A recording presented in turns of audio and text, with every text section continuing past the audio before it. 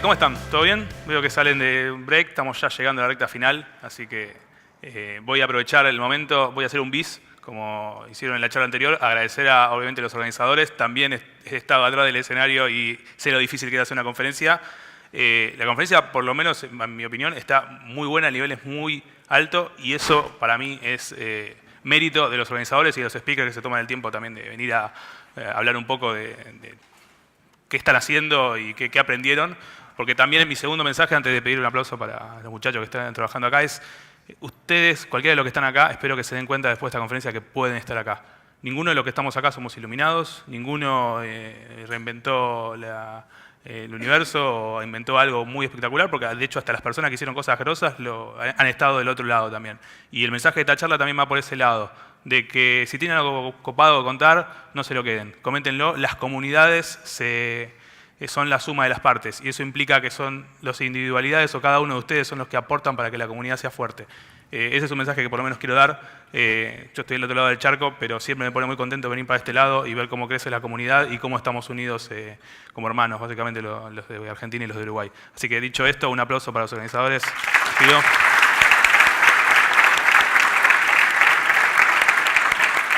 Literalmente me saco el sombrero, la verdad que están haciendo las cosas muy bien. Y espero, obviamente, que el año que viene se repita, no quiero dar spoilers. Vamos a la charla. ¿Por qué deberías construir una librería de componentes reutilizables? Puse por mi compañía porque también, hablando de metáforas, es lo que, como todos trabajamos o hacemos algún trabajo a nivel a una empresa, es la primera metáfora que asociamos o porque es la utilidad de hacer esto, pero la realidad es que para un ecosistema, sea lo que eso signifique. Ustedes tienen un ecosistema, básicamente son las cosas con las que trabajan, con la gente con la que interactúan, y es básicamente la utilidad de hacer una librería de componentes reutilizables es para el ecosistema más que una compañía. Así que hago ese pequeño spoiler de lo que va a ser la charla porque se va a referir más que nada a eso. Y obviamente, como dijeron hace un ratito, la charla es un blanco y negro, o sea, ¿por qué deberías o por qué no deberías? Depende obviamente de la opinión de cada uno. En mi caso, para mí es una buena idea, para otros no, y obviamente todo lo que está alrededor del hombre desarrollando es el motivo de la charla, ¿no? Codear es lo que nos sale más fácil, todo lo demás es lo que por lo menos nos cuesta un poquito más o tenemos que aprender. Así que, dicho eso, vamos a hablar un poquito de la agenda rápidamente como para entender qué vamos a estar viendo en estos 30 minutos. Lo primero es contarles un poco del escenario, porque de vuelta, lo que yo voy a contarles es una receta para hacer algo. No es ni la verdad iluminada, ni yo soy un genio, ni nada de eso. Yo estuve trabajando durante mucho tiempo con un equipo en el cual nos encontramos con casos de uso, con problemas y los solucionamos. Y esta es una receta para resolver esos casos de uso, más o menos, obviamente con trade-offs, como contaron en la charla anterior, en el escenario en el cual nosotros nos encontramos. Eso quiere decir que a ustedes les puede servir algunas cosas, les puede servir todo, o por ahí no les puede servir absolutamente nada. Y está bueno justamente que charlemos al respecto de eso, en el caso de que se encuentren con opiniones completamente diversas, porque así es donde se crea. Para mí la creación viene de la parte del caos o de la discusión, no viene de una persona que les cuenta algo y ya está. Después vamos a hablar justamente de esta receta de los componentes reutilizables y cómo eso fue llevando a otras cosas más, que son justamente la parte de experiencias y la cuarta parte que para mí es la que engloba todo, la que generó ese ecosistema o esa forma de pensar diferente, que es la parte de componentizar todo. No sé cómo es la palabra correcta en inglés o en castellano porque creo que es un invento en el Spanglish y en la nueva moda de nombrar cosas con nombres cools. Así que componentizar todo, vamos a nombrarlo así. Si tienen algún otro nombre también coméntenmelo y le cambiamos el nombre. Experiencias también lo hemos cambiado, de hecho es muy gracioso eso, pero vamos a hablar al respecto. Dicho eso, cuando mi amigo termine de pasar, listo. Y lo que quiero que se lleven de esta charla son 3 máximas que creo que todos podemos compartir, o que hemos visto que todos somos vagos por naturaleza, lo que es interesante para verlo y obviamente ver si es bueno o malo. Que más código obviamente significa más bugs, y eso creo que todos comparten la misma experiencia porque han introducido bugs en su código, o si no, son unos genios y quiero trabajar con ustedes, pero yo sí lo he hecho. Y obviamente la idea final de que todo es un componente, o por lo menos es lo que yo quiero transmitirles, pero las personas no son cosas. O sea, todas las cosas son componentes, pero las personas no son cosas. Eso es importante, porque el objetivo de la charla es técnica, hablar de una solución técnica, pero la realidad es que los problemas generalmente no son solamente técnicos. Entonces no podés solucionar los problemas técnicos, no técnicos con soluciones técnicas. Y eso es importante también en verlo. Ya se van a ir dando cuenta de qué me refiero, pero la realidad es que siempre digo lo mismo, la complejidad de nuestro trabajo no está relacionada al desafío técnico, en casos específicos sí lo está, pero no es rocket science, no estamos haciendo un cohete. Generalmente los desafíos vienen más por el lado de la comunicación y obviamente de interacción con equipos que pueden estar distribuidos o pueden estar juntos, pero siempre están relacionados por ese lado. Si tiene obviamente una opinión diferente, charlémosla, pero a mí me ha pasado eso y hasta el día de hoy no he encontrado una complejidad técnica en un proyecto que supere a la complejidad de comunicación o de justamente cómo las personas interactúan entre sí y solucionar esos problemas que están relacionados a eso. Así que ya creo que di mucha introducción, así que empecemos con lo que es la charla de por sí. Voy a contar un poquito el escenario para ver que estemos todos bien parados. La compañía en la que yo trabajo, igual que Mariano, el chico del Fernet, que no hace Fernet en la compañía, a veces sí, es MuleSoft. Nosotros lo que básicamente hacemos en la empresa, yo trabajo ahora en el equipo de frontend, Mariano también trabaja en otro equipo completamente distinto, que es un equipo de backend. Y lo que nos empezamos a encontrar como empresa es que cuando a medida que fuimos creciendo, esos equipos fueron separándose en el sentido de que no trabajaban día a día todos juntos, como toda empresa que empezó con una startup, eran pocas personas, se conocían todos y sabían en qué andaba cada uno. El mundo en el que estamos viendo hoy es que básicamente por todas estas empresas que están trabajando con nosotros, o que son nuestros clientes, la complejidad del escenario fue muy grande. Entonces empezamos básicamente a servir a algunas empresas y después crecimos hasta el punto de que la cantidad de empresas que teníamos, la cantidad de clientes que teníamos generó que los equipos se distribuyan más y las soluciones se complejicen más. Así como crecen las empresas, que son clientes nuestras, crecieron también los equipos que trabajan para esos clientes. Obviamente nosotros lo que hacemos es un producto. No hacemos servicios. Si bien tenemos un sector que es soporte y que hacemos servicio directo al cliente, lo que significaba la diapositiva anterior es que la complejidad de los problemas fueron creciendo a tal punto que nuestros equipos crecieron y se separaron. Porque obviamente los equipos grandes tienen un problema muy grande a la hora de interactuar y a la hora de trabajar. Entonces eso generó un ecosistema de clientes y equipos. De vuelta, si se sienten identificados, escuchen un poquito más. Si no se sienten identificados, obviamente hay algunas cosas que les van a aparecer con mucha ingeniería. Pero básicamente es el mundo que estamos hoy por hoy, que se reduce básicamente o se simplifica en lo que nosotros llamamos Anypoint Platform. Nosotros tenemos una plataforma web que lo que hace es que todo el trabajo que hacen los equipos y que consumen nuestros clientes está concentrado en una plataforma web que ofrece obviamente muchos servicios, ¿no? La landing page o la home page es el ejemplo más claro, ahí tenés algunos productos, pero hay muchos más, de hecho hay un convito ahí que lo abrís y abre muchos más productos.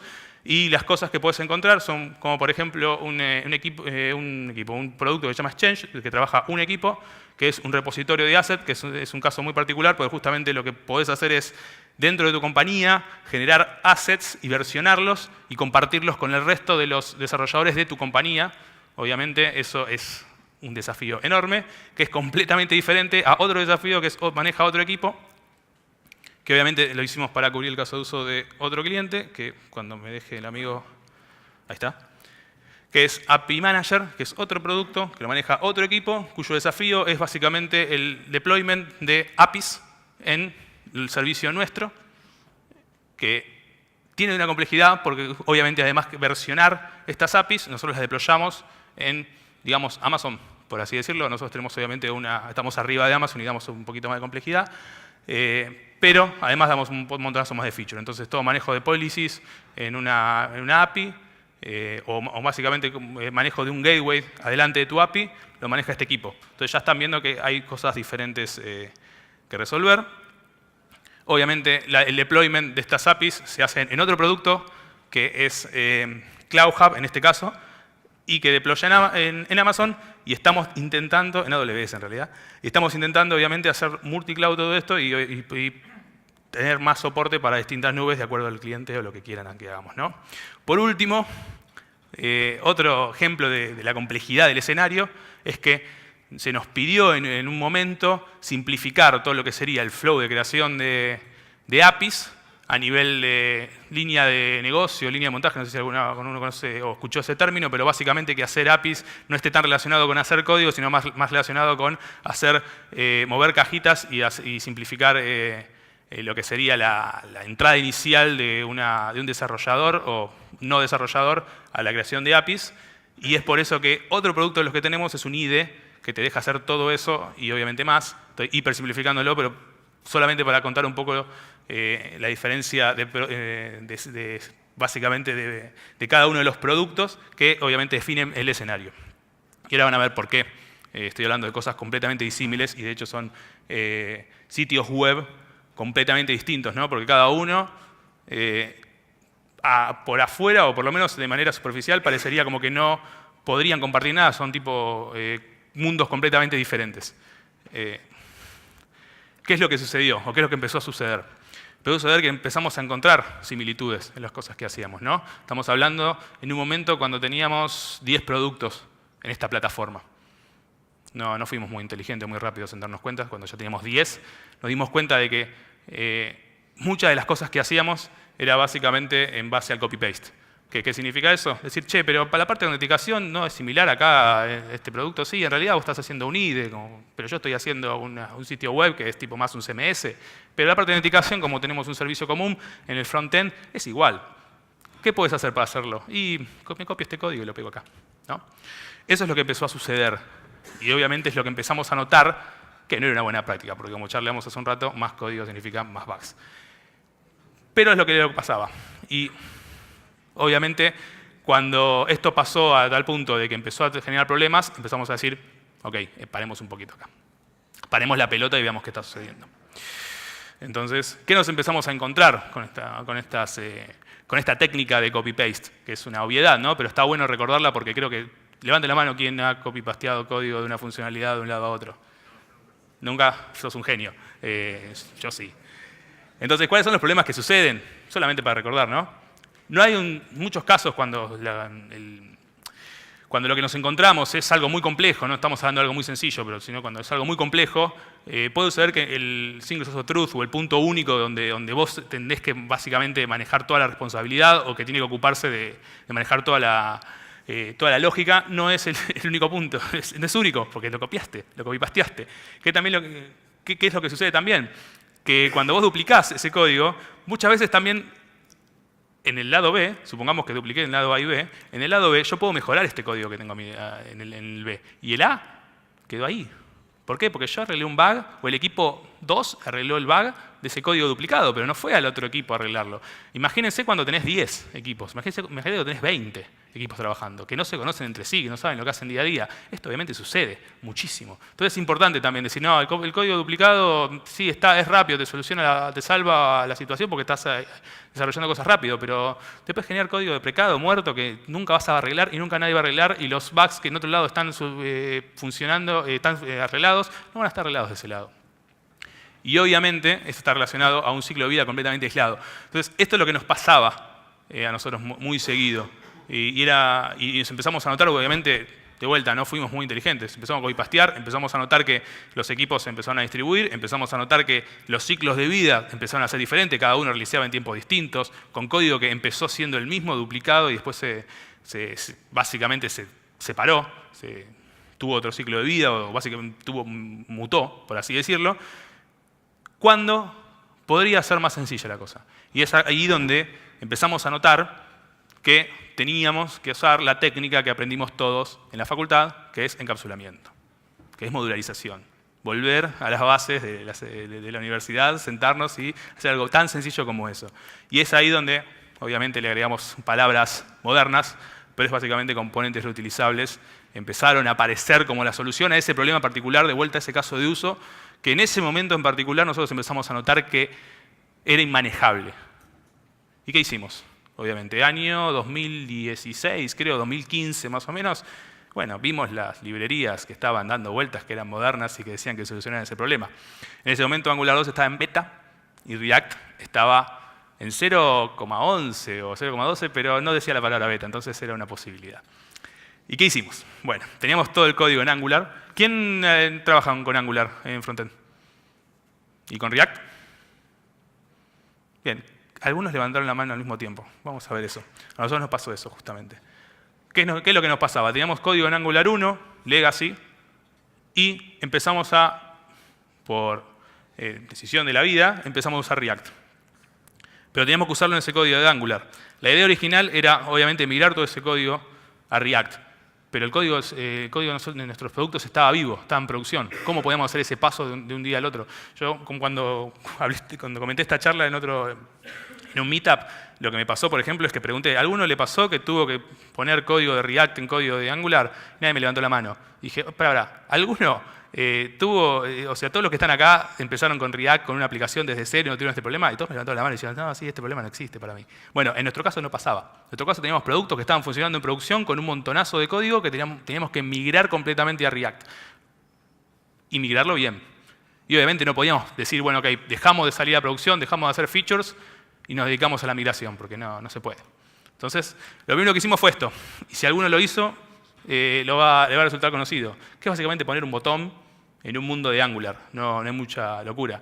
Pero si alguno ya lo hizo, o cuando a alguno le pasó a hacer esto, por ahí se sintió como nosotros, que era básicamente nos sentíamos unos genios del universo. Ya en el mundo de San Francisco, ya era como, de San Francisco, no están tan actualizados como nosotros. Y bueno, eso es por lo menos lo que nosotros nos sentimos. ¿Qué es lo que sucedió después? Ese botón que ustedes vieron ahí, que creamos, obviamente lo empezamos a mejorar, en el sentido de que le dimos más funcionalidad, que movimos responsabilidad de un sencillo botón, ¿no? Pero adentro de ese componente, de esa clase botón, ¿no? Y por ahora le empezamos a dar funcionalidad, o mejor dicho, responsabilidades al estilo de cómo definir los estilos de ese botón. Pero después empezamos a darnos cuenta que también podemos darle comportamiento. De vuelta, es tipo un objeto, es de vuelta a volver a la base de los objetos, que obviamente no, esta charla no es para que usen el patrón de diseño y listo, sino que esta charla es más que nada para hablar de componentes reutilizables, en este caso particular. Y ahí es cuando empezamos a encontrar el poder real de componentes reutilizables, porque ya empezamos a tener cada vez mayor cantidad de cosas que estábamos reutilizando en distintos productos. Obviamente acá es un ejemplo de un botón, pero imagínense si esto lo multiplican por todos o la gran mayoría de componentes que tenés en el frontend, ¿no? Y es ahí donde la cosa empezó a sentirse un poquito mejor. Y es acá donde empezamos a ver que las cosas estaban teniendo un poquito más de sentido. Y ahí es donde arrancamos. Con estos dos ejemplos arrancamos y siguió básicamente la cosa con gente que empezó a preguntarnos acerca de las cosas que estábamos haciendo como desarrolladores. ¿Qué personas? Y los primeros que se acercan son las que trabajan a un nivel tuyo. Por ejemplo, o sea, nivel de ¿cómo es la palabra? Exacto. Ahí, cuando trabajás día a día o que ven lo que estás haciendo. Y lo primero que nos pasó es que los diseñadores veían que estábamos encapsulando los estilos, veían que estaban encapsulando lo que es el frontend y dijeron, che, me encanta lo que estás haciendo. ¿Cómo puedo usarlo yo en mis diseños? ¿Cómo puedo usarlo yo para hacer productos que después vas a tener que implementar vos como desarrollador? Y acá es donde empezamos a darnos cuenta de que teníamos que darles algo a ellos. Que obviamente tienen otra mentalidad. No codean. Nunca me pierdo en su vida. Yo les dije, ok, te doy el repo de GitHub y te lo clonás. Me dijeron, ¿qué? ¿GitHub? ¿Qué es eso que me estás diciendo? No tienen la forma de trabajar que tenemos nosotros. Entonces tenemos que buscar la manera para comunicarnos con los diseñadores y las diseñadoras de una manera distinta. Y eso es lo que empezó a suceder, ¿no? Y es acá donde creamos un playground. Y acá lo voy a mostrar, ¿no? Ya en este mundo, en esta pequeña demo, este es un playground que está vivo, que está en ux.microsoft.com, que obviamente lo que tiene son componentes reutilizables, no hay mucha magia, así está el botón que les mostré hace un ratito, pero hay mucho más. Porque lo que nosotros estamos diciendo ahí es que en ese playground vos podés editar esos componentes, podés agregarle estilos, podés agregarle comportamiento, podés probarlos, podés ver cómo funcionan, y no solo eso, podés ver el contrato de ese componente, podés ver las propiedades, tanto de JavaScript como las propiedades tanto de CSS. ¿Y qué es lo que empezó a suceder con esto? Y básicamente empezamos a mejorar lo que sería el lenguaje o la comunicación entre diseñadores y desarrolladores. En la práctica lo que empezó a suceder es que los diseñadores empezaron a hacer sus estilos. No sé si les pasó a ustedes interactuar con un diseñador que les manda una presentación o algo de Illustrator, o un documento de Illustrator, o un documento de cualquier otra herramienta que usen los desarrolladores.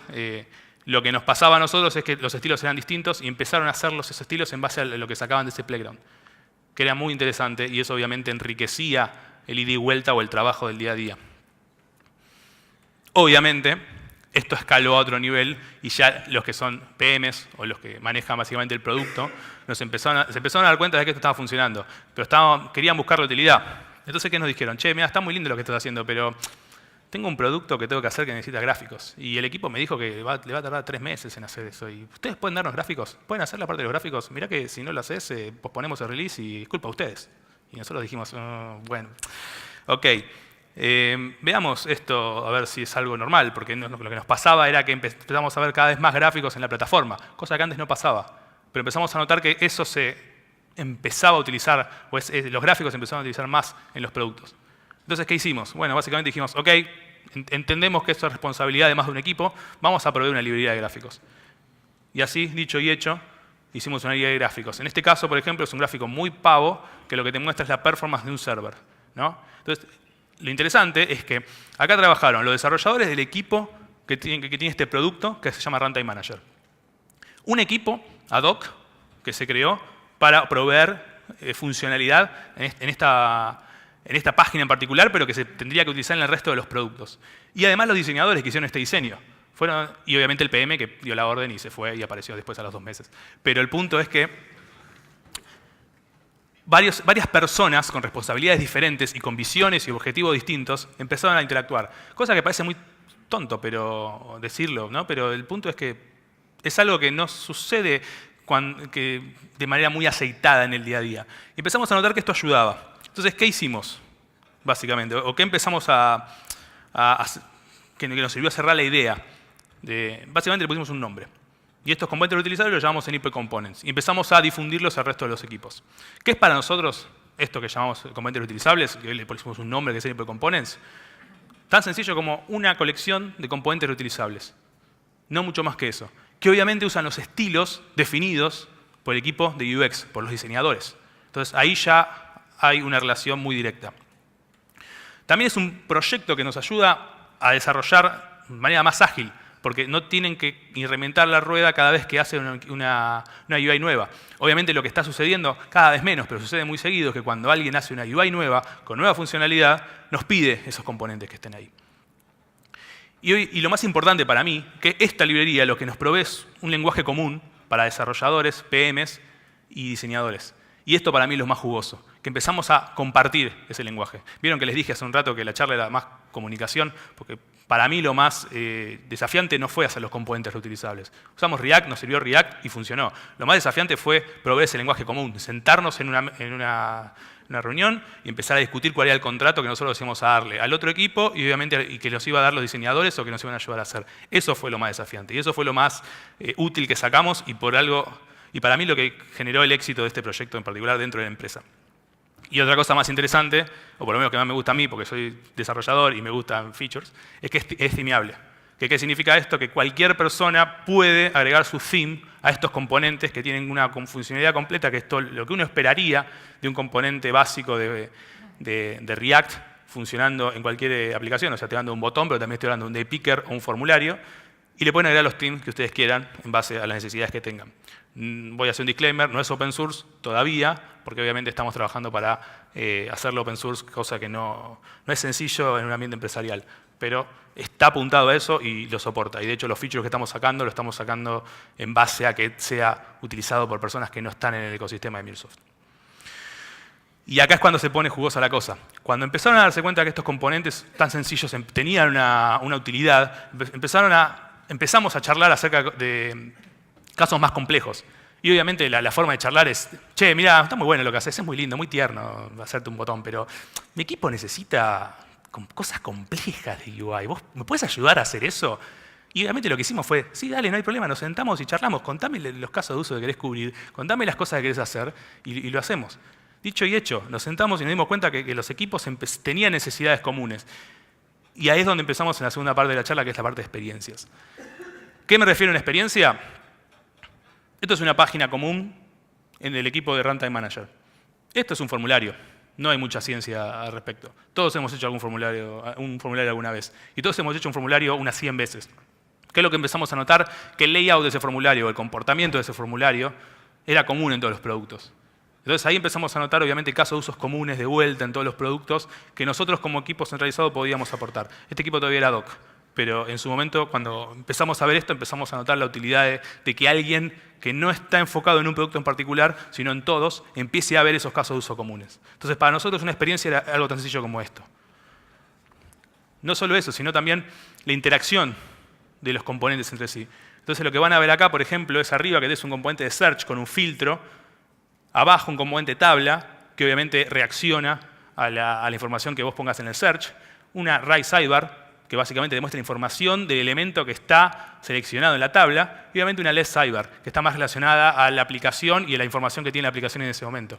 Pero obviamente hay algo que en particular de la left sidebar que afecta a los demás componentes. Ahora lo vamos a ver, pero lo que estábamos notando es que también una experiencia era cómo los componentes interactuaban entre sí y cómo reaccionaban entre ellos. Entonces ahí estábamos hablando de algo un poquito más complejo. Y en el último caso, que era lo que les comentaba, nosotros en nuestro caso particular, en nuestra empresa o en nuestro, básicamente, modelo de datos, lo que tenemos son environments. Y todas las entidades de cualquier producto, o de la gran mayoría, para ser más exacto, están encapsuladas en un environment, en un ambiente. Entonces lo que teníamos que proveer básicamente es un botón que te decía en qué environment estabas, que eso te definía qué entidades veías, y obviamente cuando vos cambiabas de environment tenías que hacer un cambio de todas las entidades o la información que vos tenías. Entonces, para resumir, ¿qué es experiencia para nosotros? Básicamente describe cómo organizamos componentes entre sí, como vimos en el primer y segundo ejemplo. Pero también define cómo componentes un poquito más complejos que un botón interactúan entre sí. Que de vuelta, cualquiera lo podría hacer en su producto, pero si lo hacemos y se lo damos a un equipo y eso podemos reutilizarlo en otro equipo, hay ganancia. Para dar un resumen rápido de todo esto, para nosotros la experiencia lo que nos hace es reducir la cantidad de código duplicado.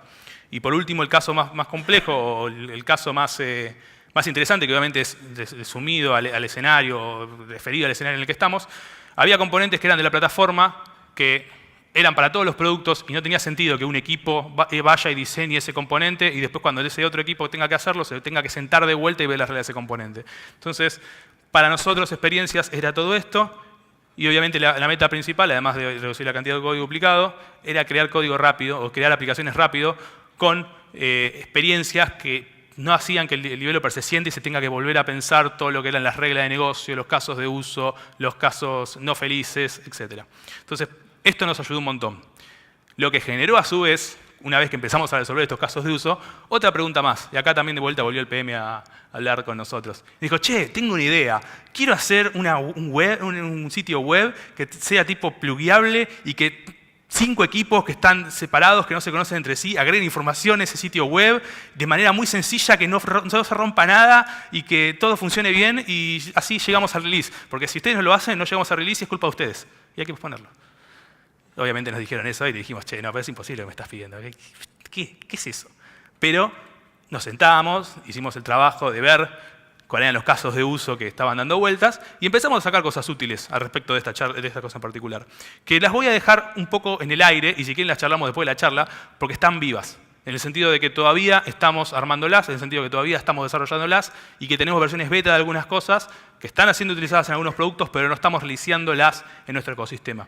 Entonces hay muchas cosas que cambian. De hecho, hay cosas que dijeron en las charlas anteriores que están relacionadas, que voy a tratar de mecharlas en esta charla para que vean cómo está vivo algo y obviamente doy la charla o le escuchan una charla similar más adelante y van a ver cómo esto que dije por ahí cambió en base, obviamente, porque las cosas cambian, las cosas vivas se mueven.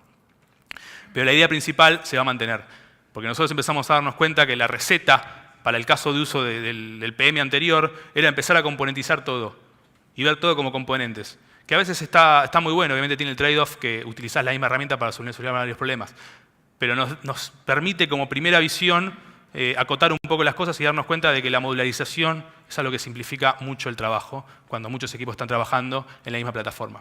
Entonces, resumen rápido, ¿qué nos encontramos acá? Bueno, nos encontramos básicamente de vuelta con aplicaciones que tenían varios componentes, esos componentes podían ser complejos, esos componentes podían ser exclusivos de la plataforma, no solamente un botón, sino algo que en nuestro ecosistema vivía, pero lo que empezaba a suceder es que esto se veía cada vez más, que una aplicación estaba compuesta por componentes que el equipo de desarrollo no era dueño y que utilizaba, y que tenía un contrato el cual utilizaba y le servía porque le simplificaba básicamente la vida, por así decirlo. La vida es un poquito mucho, pero por lo menos el día o la semana de trabajo. Acá empezamos a notar algo más. Empezamos a notar que esa idea de componentizar controles, por así decirlo, para simplificar, se podía abstraer a la idea de aplicaciones. Entonces, por ejemplo, la navbar, que es lo que estaba arriba, que están todas las aplicaciones, era una aplicación también. Y era un componente también. Y se utilizaba como un componente.